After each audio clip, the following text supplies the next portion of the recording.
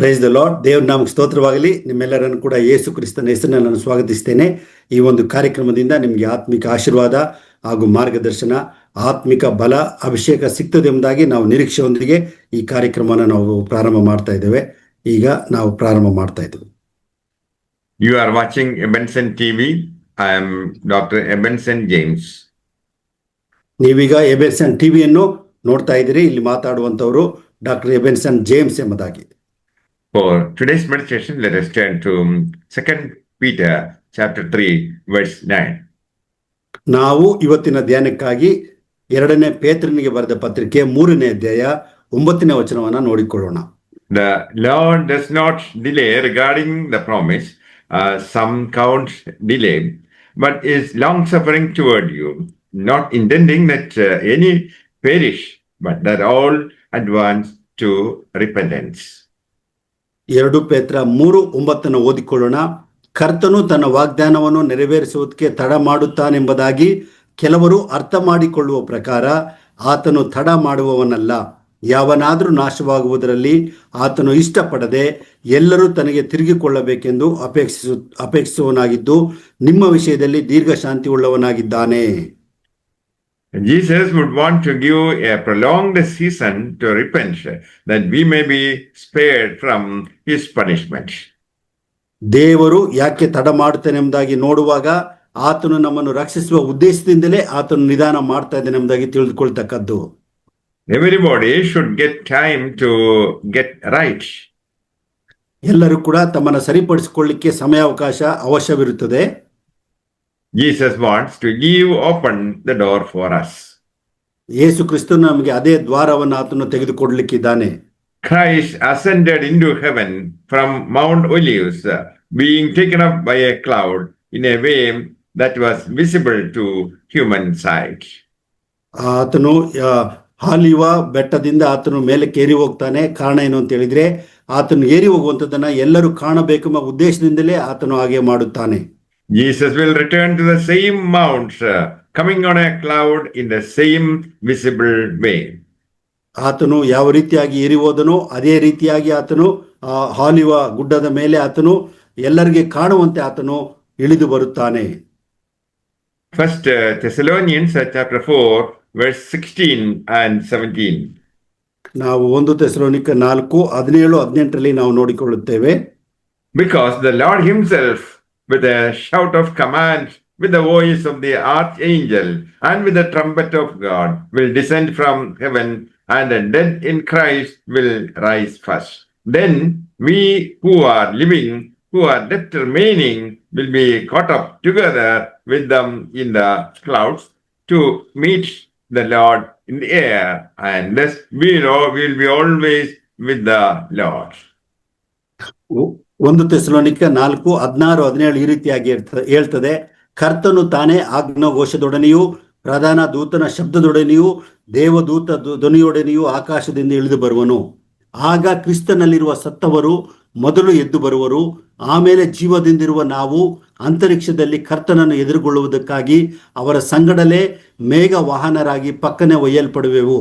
ಹೀಗಾಗಿ ನಾವು ಸದಾಕಾಲವೂ ಕರ್ತನ ಜೊತೆಯಲ್ಲಿರುವೆವು ಎಂಬುದಾಗಿ.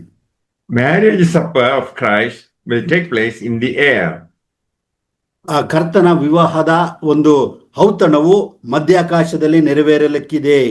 The saints will be rewarded in the air according to their works. ಆತನ ಭಕ್ತರಿಗೆ ಅವರು ಮಾಡಿದ ಕಾರ್ಯಗಳಿಗೆ ತಕ್ಕ ಹಾಗೆ ಪ್ರತಿಫಲವನ್ನು ದೇವರು ಕೊಡಲಿಕ್ಕಿದ್ದಾನೆ. This time of rejoicing will continue until Christ returns to earth with the bride to set up his kingdom. ಆತನು ತನ್ನ ರಾಜ್ಯವನ್ನ ತನ್ನ ಕನ್ಯೆಯೊಟ್ಟಿಗೆ ಆತನು ಹಿಂತಿರುಗಿ ಬರುವ ತನಕ ಈ ಒಂದು ಸಂತೋಷವು ನಮ್ಮಲ್ಲಿ ಮುಂದುವರಿಯುತ್ತಲೇ ಇರುತ್ತದೆ. In his second coming, Jesus will exercise his power to execute God's judgment and bind Satan and destroy Antichrist for establishing his kingdom. ಆತನು 2ನೇ ಸಾರಿ ಬಂದಾಗ ಆತನು ಮಾಡುವಂಥದ್ದೇನೆಂದರೆ ಆತನು ನ್ಯಾಯ ತೀರ್ಪು ಮಾಡಿ ಆತನು ಸೈತಾನನನ್ನು ಬಂಧಿಸಿ ಆತನನ್ನ ನಾಶಗೊಳಿಸಿ ಆತನು ತನ್ನ ಶಕ್ತಿಯನ್ನು ತೋರ್ಪಡಿಸುವವನಾಗಿದ್ದಾನೆ. 2 Peter chapter 1, verse 3. 2 ಪೇತ್ರ 1:3 ನಾವು ನೋಡಿಕೊಳ್ತೇವೆ. seeing that his divine power has granted to us all things which relate to life and godliness through the full knowledge of him who has called us by his own glory and virtue. 2 ಪೇತ್ರ 1:3 ನಾವು ನೋಡ್ತೇವೆ, ನಮ್ಮನ್ನು ತನ್ನ ಪ್ರಭಾವದಿಂದಲೂ ಗುಣಾತಿಶಯದಿಂದಲೂ ಕರೆದ ದೇವರ ವಿಷಯವಾಗಿ ಯೇಸುವಿನ ದಿವ್ಯಶಕ್ತಿಯು ನಮಗೆ ಪರಿಜ್ಞಾನವನ್ನು ಕೊಟ್ಟದರಲ್ಲಿ ಜೀವಕ್ಕೂ ಭಕ್ತಿಗೂ ಬೇಕಾದದೆಲ್ಲವೂ ದೊರೆಯಿತೆಂದು ಬಲ್ಲೆವಷ್ಟೇ. God has given us everything we need for life and godliness. ದೇವರು ನಮಗೆ ಜೀವಕ್ಕೆ ಭಕ್ತಿಗೆ ಬೇಕಾದಂಥದ್ದೆಲ್ಲವನ್ನ ಈಗಾಗಲೇ ಅನುಗ್ರಹಿಸಿದ್ದಾನೆ. We are dead and lifeless apart from Christ. ನಾವು ಕ್ರಿಸ್ತನಿಲ್ಲದೆ ನಾವು ಜೀವವಿಲ್ಲದವರಾಗಿ ನಾಶವಾಗುವಂತವರಾಗಿದ್ದೇವೆ. The divine nature of Christ becomes ours only when Jesus becomes ours. ಯೇಸು ಕ್ರಿಸ್ತನು ನಮ್ಮವನಾದಾಗ ಮಾತ್ರ ನಾವು ಕೂಡ ದೈವ ಸ್ವಭಾವದಲ್ಲಿ ನಾವು ಪಾಲನ್ನು ತೆಗೆದುಕೊಳ್ಳುವವರಾಗಿದ್ದೇವೆ. We ought to take courage when we remember that Christ is in us. The divine nature also is within us. ನಮ್ಮಲ್ಲಿ ಕ್ರಿಸ್ತನಿದ್ದಾಗ ಕ್ರಿಸ್ತನ ಸ್ವಭಾವ ಕೂಡ ನಮ್ಮಲ್ಲಿದೆ ಎಂಬುದಾಗಿ ನಾವು ಧೈರ್ಯವನ್ನ ತೆಗೆದುಕೊಳ್ಳುವವರಾಗಿದ್ದೇವೆ. The very great and precious promises are before us. ನಮ್ಮ ಮುಂದೆ ಅಳೆದು ಹೋಗದಂತಹ ಒಳ್ಳೆ ಒಂದು ವಾಗ್ದಾನಗಳು ನಮಗೆ ಕೊಡಲ್ಪಟ್ಟಿದೆ. ಉತ್ಕೃಷ್ಟವಾಗಿ ಅಮೂಲ್ಯವಾಗಿಯೂ ಅವು ಇರುತ್ತವೆ. We ought to go straight ahead, fearing nothing. ನಾವು ನೇರವಾಗಿ ಹೋಗಬೇಕು, ಯಾವುದಕ್ಕೂ ಭಯ ಪಡದವರಾಗಿ ಇರಬೇಕು. The divine power has provided with all things that are needed to live a life in a holy manner and godliness. ನಾವು ಪವಿತ್ರರಾಗಿಯೂ ನಾವು ದೈವ ಭಕ್ತಿ ಉಳ್ಳವರಾಗಿ ಜೀವಿಸಲಿಕ್ಕೆ ದೇವರು ಬೇಕಾದಂಥದ್ದೆಲ್ಲವನ್ನು ಕೂಡ ದೇವರು ಯೇಸು ಕ್ರಿಸ್ತನಲ್ಲಿ ನಮಗೆ ದಯಪಾಲಿಸಿದ್ದಾನೆ. What manner of transformation ought we to experience in order to live a life in the manner of God's holy nature while living in expectation for Christ's return.